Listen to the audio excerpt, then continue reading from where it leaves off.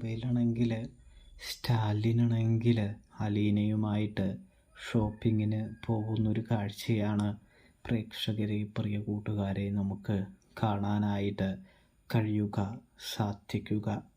അതായത് നമ്മുടെ അലീനയാണെങ്കിൽ തൻ്റെ ജീവിത സാഹചര്യവും വളർന്നു വന്ന ജീവിത ശൈലിയെയും കുറിച്ച് നമ്മുടെ ആ ജോലിക്കാരൻ ചേട്ടനോട് പറഞ്ഞ് മനസ്സിലാക്കുന്നുണ്ട്.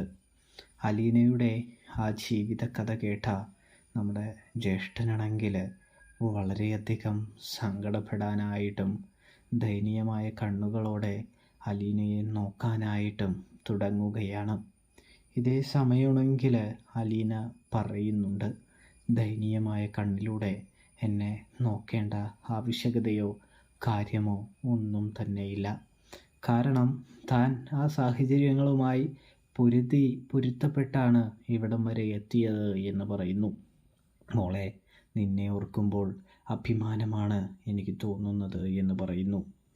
കൂടാതെ പാലായിലെത്തിയതും തുടർന്ന് ഇവിടെ എത്തിയതുമായ എല്ലാ സാഹചര്യവും അലീന വിവരിച്ച് കൊടുക്കുന്നുണ്ട്, പറഞ്ഞ് മനസ്സിലാക്കുന്നുണ്ട് എന്ന് കാണാൻ കഴിയുന്നുണ്ട്. തൻ്റെ അമ്മ തന്നെ ഇങ്ങനെ ചെയ്തു എന്നറിയുമ്പോൾ ആ ചേട്ടനാണെങ്കിൽ വളരെയധികം സങ്കടമാകുന്നുണ്ട്. അപ്പോൾ മോളുടെ അമ്മയ്ക്ക് അറിയില്ലേ മോള് ആ സ്ത്രീയുടെ മകളാണ് എന്നുള്ള കാര്യം എന്ന് ചോദിക്കുകയാണ്. ഇതേ സമയമാണെങ്കിൽ ഇല്ല ജ്യേഷ്ഠ എന്ന് പറഞ്ഞു വെക്കുകയാണ്. അമ്മ അറിഞ്ഞു കഴിഞ്ഞാൽ അമ്മ തകർന്നു പോകും. സത്യം പറഞ്ഞാൽ എന്നെ ഇവിടെ കൊണ്ടാക്കിയ എൻ്റെ അച്ഛനില്ലേ, അത് ആണ് എൻ്റെ അമ്മയുടെ ഭർത്താവ് എന്ന് പറയുന്നു. അതായത് എൻ്റെ അമ്മയെ വിവാഹം കഴിച്ച വ്യക്തി എന്ന് പറയുന്നു. അദ്ദേഹത്തിന് സത്യങ്ങളെല്ലാം അറിയാം. അദ്ദേഹം സത്യങ്ങളെല്ലാം മനസ്സിലാക്കി കഴിഞ്ഞു എന്ന് പറയുന്നതും കാണാം. പക്ഷേ എന്നെ ഒരു വാക്കുകൊണ്ടോ നോട്ടം കൊണ്ടോ ഒന്നും എന്നെ ഇതുവരെയും വേദനിപ്പിച്ചിട്ടില്ല. എന്നെ സ്നേഹിച്ചു, എന്നെ പരിപാലിച്ചു, എനിക്ക് ഒരുപാട് സ്നേഹം നൽകി.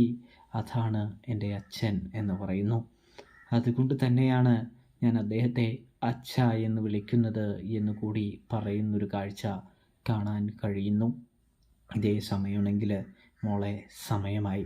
കേണൽ സാറിന് ഭക്ഷണം കഴിക്കാനും ഇവിടുത്തെ നിയമം അനുസരിച്ചുള്ള ഭക്ഷണം കഴിക്കാറുമായി. അതുകൊണ്ട് മോള് കേണൽ സാറിനെ ഒന്ന് വിളിക്കുമോ എന്ന് ചോദിക്കുമ്പോൾ ഏതാ മുറി എന്ന് ചോദിക്കുകയാണ് അലീന.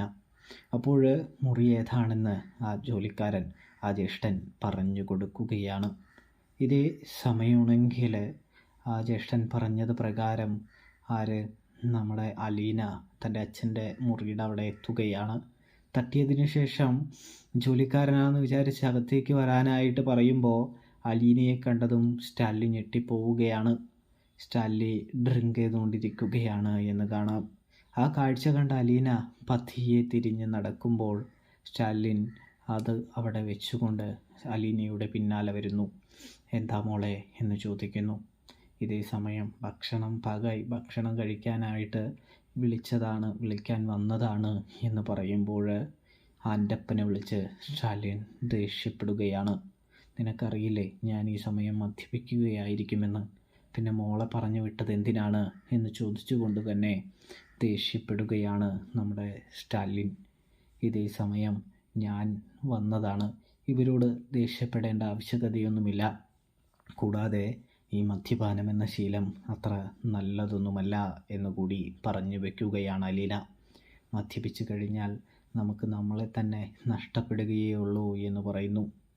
അപ്പോൾ നമ്മുടെ സ്റ്റാലിനാണെങ്കിൽ അലീനയോട് പറയുന്നുണ്ട്, ഇതെല്ലാം പതിയെ ഈ അച്ഛൻ നിനക്ക് വേണ്ടി ഒഴിവാക്കാം എന്ന് പറയുമ്പോൾ എനിക്ക് വേണ്ടി ഒഴിവാക്കണമെന്നല്ല ഞാൻ പറഞ്ഞത്, അച്ഛന് വേണ്ടി, അച്ഛൻ്റെ മുന്നേയുള്ള ജീവിതത്തിന് വേണ്ടി ഒഴിവാക്കാനാണ് ഞാൻ പറയുന്നത് എന്ന് പറഞ്ഞത് നമുക്ക് കാണാൻ കഴിയും.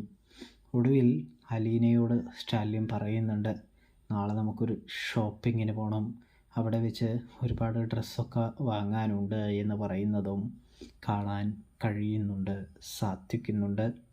ഒടുവിലതാ അലീനയെയും കൊണ്ട് അങ്ങനെ സ്റ്റാലിൻ പിറ്റേ ദിവസം ഷോപ്പിംഗ് മാളിലേക്ക് പോവുകയാണ് എന്നും കാണാനായിട്ട് കഴിയും കൂട്ടുകാരെ, പ്രേക്ഷകരെ.